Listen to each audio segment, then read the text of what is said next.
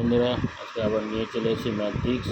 তো আজকে ম্যাট্রিক্সে আমরা শিখব বীজগাণিতিক যোগ বিয়োগ। বীজগাণিতিক যোগ বিয়োগ কেবলমাত্র 6, 7, 8 এইসব ক্লাসে থাকে। তো 6-এ রয়েছে এবং 6-এর এবং 7-এর ছেলেরা বেশি ভুলভাল করে থাকে। তো আজকে আমরা সেই জিনিসটা আজকে শিখব। তো এই যোগ বিয়োগ শেখার জন্য একটা নিয়ম আমাকে জানতে হবে।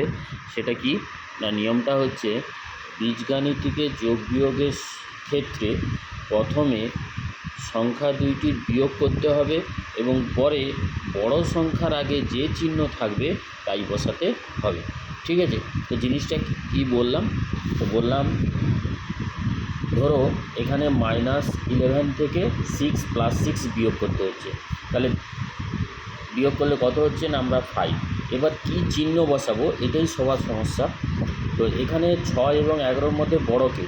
তাহলে বড় 11। তো বড়র আগে কী চিহ্ন আছে না, মাইনাস। তাহলে এখানে অবশ্যই মাইনাস হবে। দেখো এই ক্ষেত্রেও একই। দেখো এখানে -2 আছে, এখানে +7 আছে। তো আমরা প্রথমে কি করব না, বিয়োগ করব। 7 থেকে 2 বাদ দিলে কত হচ্ছে? 5। এবার আমাকে দেখতে হবে বড় সংখ্যার আগে কী চিহ্ন আছে না, প্লাস। তাহলে আমাকে প্লাস বসবে।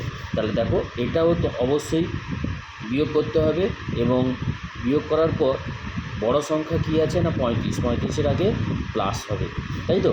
এটা অবশ্যই আপনারা করবেন এবং এই সূত্রটা একটু মনে রাখবেন যে বীজগাণিতিক যোগ বিয়োগের ক্ষেত্রে প্রথমে বিয়োগ করতে হবে, পরে বড় সংখ্যার আগে যে চিহ্ন থাকবে সেই প্রশ্ন বসাতে হবে। Thank you.